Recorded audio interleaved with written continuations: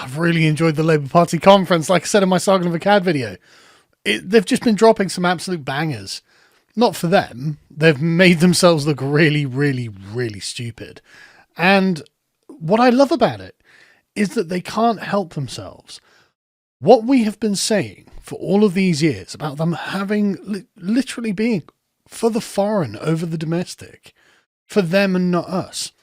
Like, they'll just come out and say it. Like, Wes Streeting gawping here. Farage says, go home. We say you are home. That's right, Wes. Look at the polls. 70% of people think immigration's been too high. 18% of people think it's not enough. Like, you are appealing to a tiny constituency of the British public. Most people simply do not agree with you. And you have decided to die on the hill that again, can't you feel the vibe? Everyone is shifting against mass immigration. It is becoming apparent that Boris Johnson let in millions of people who just shouldn't be here. And you're like, no, we say you are home. Dude, they barely speak English, right? What are you talking about? This is not where they're from. This is not where they belong, and they should go home. And the Labour Party, if had any finesse, would have carved out the Boris wave and said, that Boris shouldn't have let those people in. We wouldn't have let those people in. We're going to remove indefinitely to remain from those people and send them back. That would have been really sensible. That would have been you going up in the polls and Nigel Farage going down in the polls.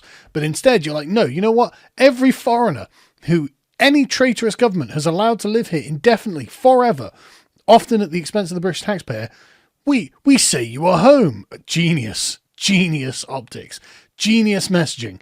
Keep going. I can't wait until Farage crushes you. And then you've got, and what I love about this as well, we're in control of the dialectic, right? We're in control of all of this. They are dancing to our tune. And I will show you over and over and over how we are the ones commanding the dialogue, commanding how things go in this country. And Labour are like the people with their house built on sand, and they're watching the tide coming in and the sand's draining out from under their edifice. And they're just like, why is this happening? Why is this happening? So we put them in uncomfortable positions because they want to defend their position, but they realize that calling people racist is an idea whose time has passed. No one's interested if you think something is racist. No one cares anymore. There's just, it sounds so tin-eared. It clangs when you drop it. It's like, oh, he's a racist. Oh, really? Another one. You know, are you going to call him Hitler next? Which actually we will get to in a minute. But as you can see here, Labour MP can't even say if Nigel Farage is a racist. Now, we all know he thinks he's a racist, but he can't go, yes, he's a racist, because everyone will go, oh, right then. There'll be nothing but groans. Everyone will roll their eyes and go, right, okay, here's a guy who just wants to shut down any conversation, who wants to ignore the actual problems that we have. He doesn't care. He, in fact, seeks to defend the status quo that brought us to this place, that nobody is happy with, that everyone wants change. Even Starmer's own position is renew Britain. Things are bad and must change. And then going on, oh no, that guy's racist means actually I'm part of the status quo. I'm part of the problem. And I love this. We need to unite the country. Oh, you have. Everyone's against you. Have you seen your polling? Everyone thinks you're terrible. Both the left and the right think you are terrible, and nobody is happy with the Labour Party. You're going to get crushed. And then you've got this one, another brilliant one from average English woman Shabana Mahmood. It's like, isn't Nigel Farage racist? I think he's almost worse than that. What do you think is worse than a racist? In fact, let's watch this. This is just gold. Do you think Nigel Farage is racist? I think that Nigel Farage is actually almost worse than that. I think he knows exactly what he's doing. I think he's being extremely cynical. Worse. He knows that with some of the policies he's put forward, which are on indefinite leave to remain, for example, immoral and in my view extreme, he is... She copied them. She copied his fucking policies.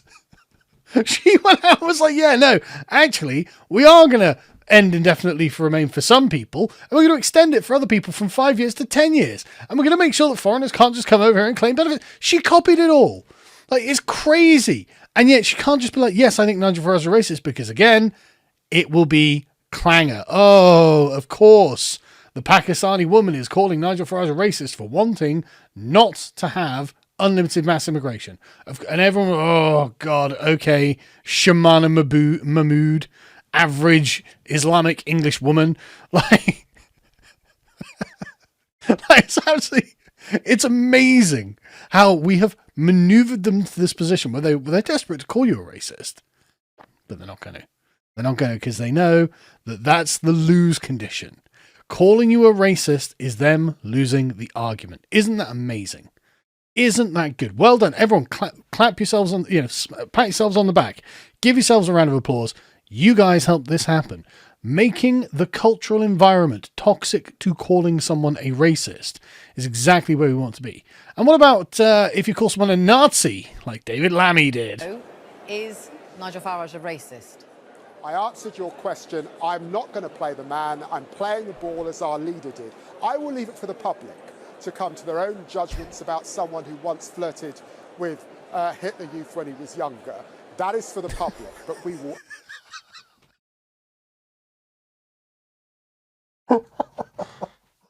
I tell you, when David Lammy's finally out of politics, we are going to have lost a gem. Right, we're going to have lost a never-ending supply of absolute bangers. I'm not going to call him a racist, but he wasn't the Hitler Youth.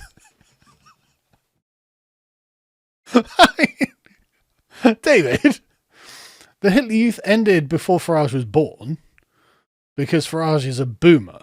He was born after World War II. So, how did that happen? Exactly. And the thing is, obviously the lawyers had been in contact because he was like, well, I mean, actually... ...have flirted with Hitler Youth. Now, the party have said that's totally untrue, that's libelous, contemptuous. What did you mean by that? I think there were some articles circling around from a teacher, but I wasn't at school with Nigel Farage. I don't know what songs he sang at school, so I'm happy. Have no evidence for that suggestion. I'm happy to clarify. I did say it's for the public to make up their mind, and I did also emphasise that let us play the ball, not the man. So it's not my intention to play the man, Nigel Farage. In fact, I did a show with Nigel Farage on LBC a few years ago. Let us concentrate on the ball, the policy, which is the deportation policy, his policies on the NHS, which I think is to charge, and his policies on lowering tax cuts, which would lead to the bond markets, not the man. To be totally clear, you're pulling back from that comment that you made. He has denied it. And so I accept that he has denied it, and I would like to clarify that position because in the end, the Prime Minister was keen for us to focus on the policy. Amazing. Absolutely amazing. So David Lammy is basically calling Farage a Nazi, and Farage's like, that's libelous. And Lammy's lawyers were like, mate, what are you doing? What are you doing? Stop calling him a Nazi, get on TV and fucking apologise. Retract it, you moron.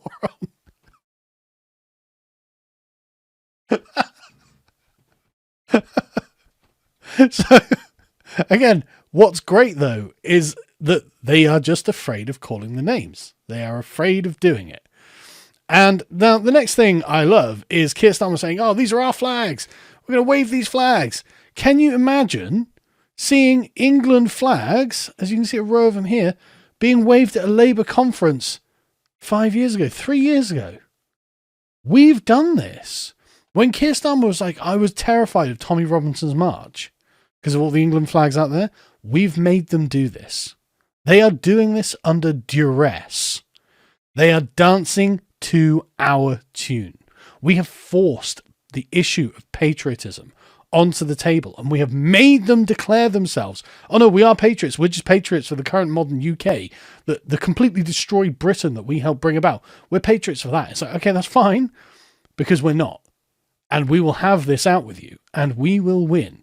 You will never succeed in persuading people you're actually patriots for this country. I mean, notice you're not flying your fucking Ukraine flags, are you? You're not flying your EU flags. You're not flying your Palestine flags. We have made it impossible for you to do. Where's your gay flags? Where's your troon flags? We have made it impossible for you to do this. We are the ones who are commanding the discourse. We are the ones who are taking our countries back, by the way, and you know it.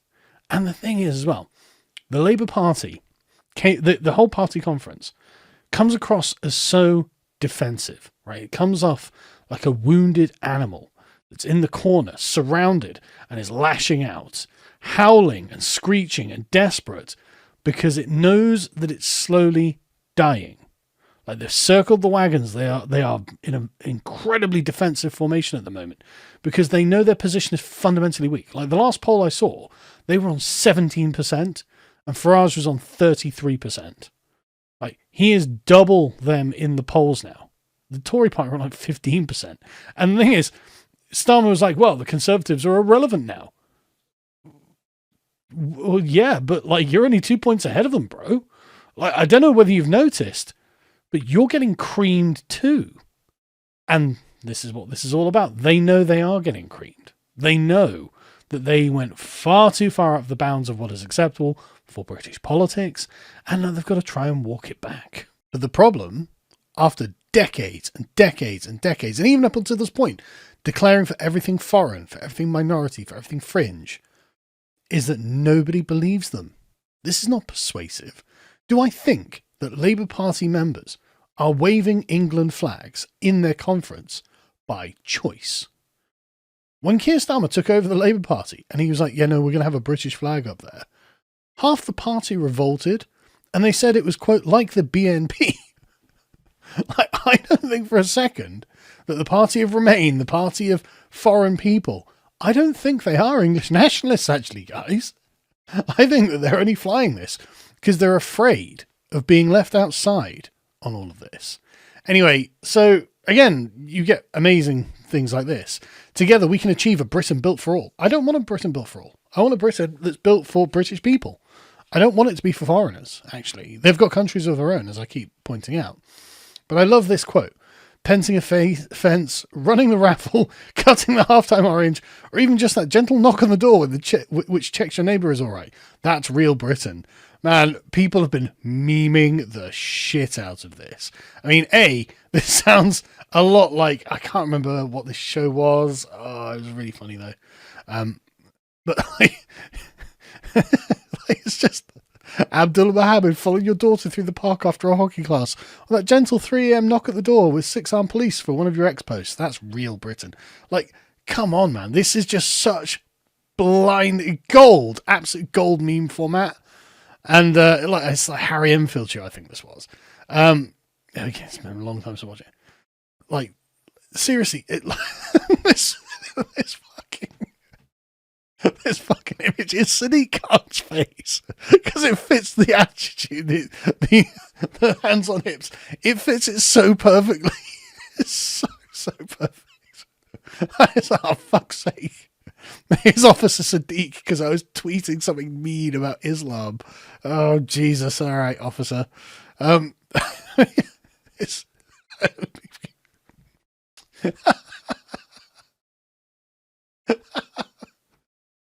like, it's just like people are banging on. It's so good. I haven't even looked at the quote tweets yet. Let's have a look at the quote tweets.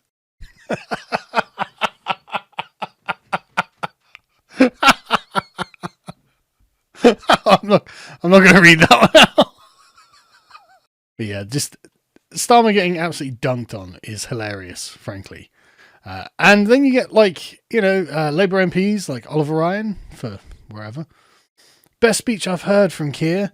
That's who he is. That's what he believes. That's the Britain we're building. Standing up to the grifters and the snake oil salesmen, calling out the racist. Oh, thank God someone was finally brave enough to do it. Well, they weren't, actually. They were terrified to do it. They were like, well, I'm not calling him a racist, but Labour versus Reform, progressives versus populists, patriotic vision versus playground politics. Yeah. And who's leading in the polls? Oh, it's not you, is it? You're getting absolutely crushed.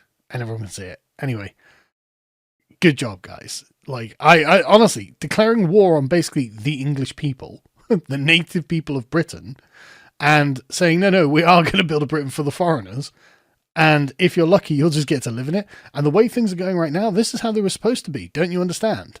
It's been mismanaged, and we're going to manage it a bit better, but you're definitely going to have majority minority cities. You're definitely going to have more mosques. You're definitely going to have more and more and more of the same, and you're going to suck it up with a digital ID. Man, you guys have just really hit it out of the park. This is just great optics. Brilliant communications from the Labour Party. Really winning people over to your side. Love to see it. Good luck in May.